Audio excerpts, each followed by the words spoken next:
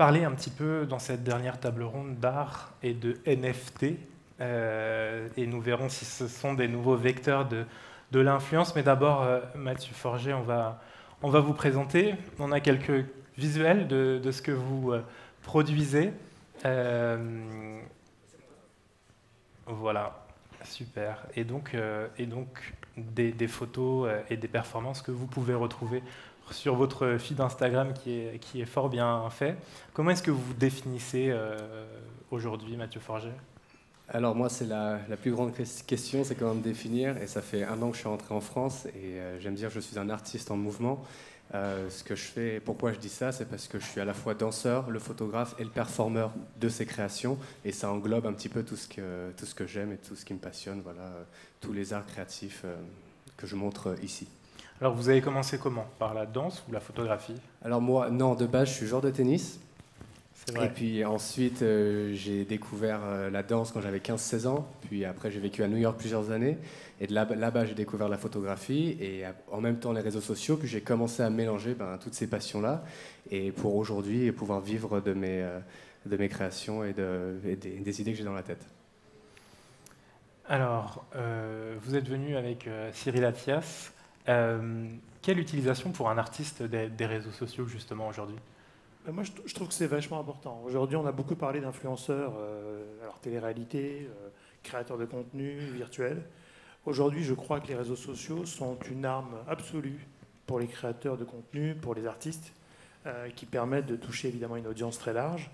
Et quand on est créatif comme les Mathieu, et on peut le voir à travers ses créations, moi ça fait 12 ans que j'ai monté l'agence et mon blog en 2005, c'est une des premières fois où je vois une vraie utilisation quasi professionnelle et très professionnelle de Mathieu, des réseaux sociaux pour mettre en avant son art. Parce qu'aujourd'hui, beaucoup d'artistes font de la promotion, mais n'intègrent pas les réseaux sociaux et ce qu'ils savent faire dans leur on va dire, conception créative et dans leur création.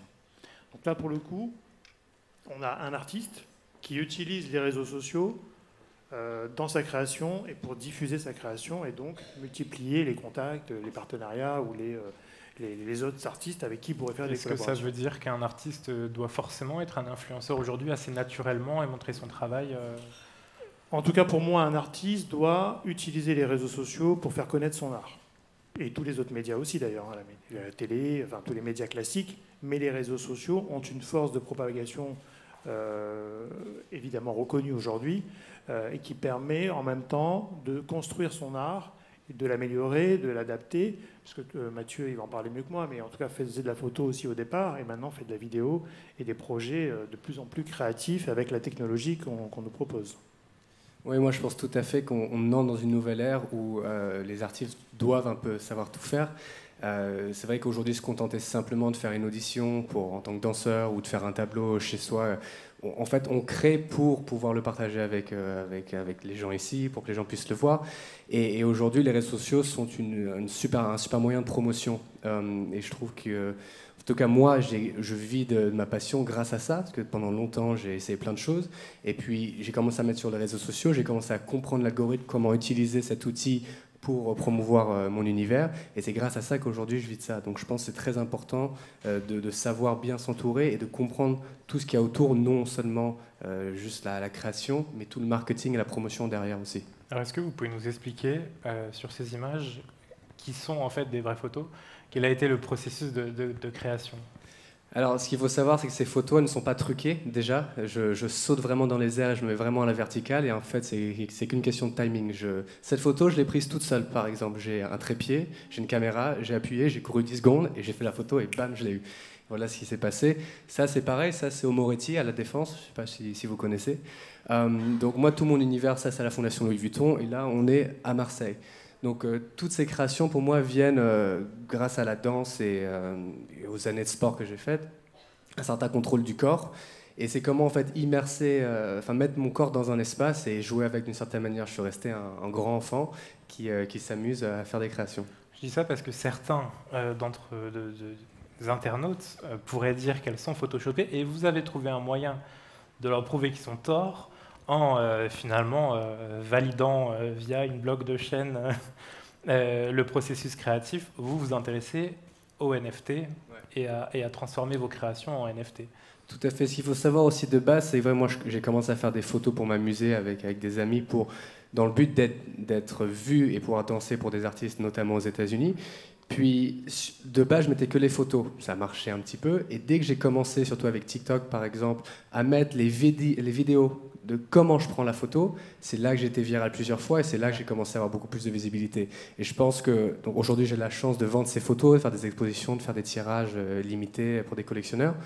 Et le monde du NFT m'intéresse énormément parce que pour moi, c'est une nouvelle manière de promouvoir son travail, de parler un petit peu de ce qu'on aime. Mais en même temps, c'est que je viens du digital. Je suis un artiste un peu qui vit dans deux mondes. Je viens pas, j'ai pas fait d'école, l'école des beaux-arts. J'ai pas une vraie formation dans ce monde. Et le NFT, donc, ça va me permettre un petit peu de rallier le digital, l'art et le réel en même temps. Et Cyril, pour expliquer un petit peu à notre audience, qu'est-ce que sont les NFT et à quoi servent-ils? Alors les NFT, moi je trouve ça très intéressant parce que pour le coup, on est à l'inverse des réseaux sociaux. C'est-à-dire qu'aujourd'hui sur les réseaux sociaux, tout le monde peut revendiquer une image, une photo, le poster et c'est lui le propriétaire de cette photo. Les NFT vont remettre un peu les pendules au centre du village en redonnant la propriété intellectuelle, créative, artistique à l'artiste. Et aujourd'hui, finalement, on va à l'inverse des réseaux sociaux où on donne tout gratuitement.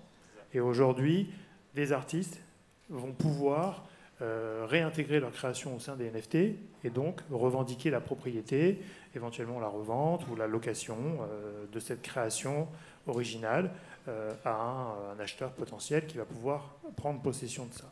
Alors comment ça se passe? Parce que vous avez commencé à regarder, c'est un système d'enchères, c'est ça? Oui, en fait, ce qui se passe, c'est que d'abord, une fois, beaucoup de ces créations de base ont été faites pour des clients ou pour moi-même.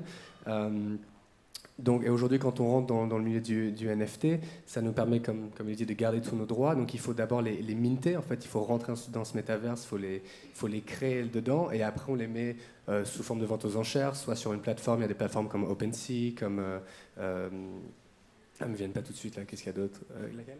Ouais, Disrupt, enfin il y en a plusieurs dans lesquels on met mais il y a même Super Rare, voilà, je pense à Super Rare, où on met ces œuvres dessus et puis les gens peuvent les acheter. Donc après, la manière en termes de promotion, est-ce qu'on en parle sur Instagram, sur YouTube, de quelle manière on peut le faire, c'est à nous de décider, mais il y a plein de manières de les vendre et d'intéresser le public à les acheter. Est-ce que Cyril, c'est un mouvement, les NFT, qui peut intéresser les marques demain? Oui, beaucoup de marques de luxe s'y sont mis, ça vous a pas échappé à mon avis. Alors les marques de luxe sont assez précurseurs en général, donc ils essayent beaucoup de choses, après ce qu'ils vont le garder, l'industrialiser, on verra, mais en tout cas ce qui est intéressant, c'est comme la blockchain arrive sur les produits de luxe, on va pouvoir retracer finalement la propriété des montres, de tout type de produits de luxe. Les marques de luxe, en tout cas les marques aujourd'hui, vont s'intéresser, et on a plein d'exemples aussi aux États-Unis dans la junk food type Taco Bell ou McDonald's qui font des NFT parce qu'ils vont pouvoir, en tout cas pour l'instant, c'est utilisé comme un artifice marketing un petit peu novateur, moderne, pour faire parler de soi. Après, là où les marques vont pouvoir s'associer, je pense, à des artistes, c'est dans la co-création. C'est-à-dire qu'une marque pourra soutenir un artiste, comme le fait aujourd'hui dans une exposition ou dans un mécène, pour co-créer une image, une vidéo, qui potentiellement co-appartient à la marque et à l'artiste et donc va pouvoir se viraliser. Quand on voit certains artistes, même des marques comme Bape aux États-Unis, qui vendent des NFT à des millions de dollars, c'est parce qu'il y a une demande, il y a une œuvre exclusive et tout le marché de l'art est basé là-dessus. On n'a rien inventé avec les NFT, c'est juste qu'aujourd'hui c'est un peu plus lisible. Mais le monde de l'art, il y a un tableau et voilà, celui qui veut l'acheter, il l'achète, ou une photo. Donc là, on est exactement dans les mêmes principes, sauf que c'est mondialisé, numérisé, traçable. Et aujourd'hui, on a besoin de traçabilité sur ce genre de choses pour aussi éviter des trafics de photos. Il y avait un artiste, il y avait une exposition aux États-Unis il y a quelques années d'un artiste qui avait repris des photos sur Instagram, qui avait fait une expo avec ses photos, qui n'étaient pas les siennes, et donc il avait gagné de l'argent avec ses photos. Et là, il s'était embréché dans les CGU d'Instagram pour dire tout ce qui est sur Instagram ne vous appartient plus. Donc potentiellement, n'importe qui peut les utiliser et faire une exposition. Donc c'était il y a 4-5 ans, je crois. Mais c'est typiquement ce genre d'abus ou ce genre d'utilisation qu'on va éviter demain avec les NFT. Vous vous intéressez aussi à la réalité augmentée, puisque vous préparez une exposition immersive. Est-ce que vous pouvez nous en dire un petit peu plus pour conclure? Oui, alors j'espère d'ici octobre ou septembre de cette année, en fait, créer toute une exposition autour de mon univers, de la pesanteur, de la lévitation et de la légèreté. Et c'est vrai, pouvoir amener le public à vivre mes œuvres à travers non seulement une exposition réelle, mais aussi potentiellement virtuelle, quelque chose que l'on puisse aussi partager sur les réseaux sociaux. Donc je travaille sur tout ça, mais c'est à venir. Super. Merci à tous les deux d'être passés nous voir Merci Thomas. Merci ce beaucoup, matin. Thomas.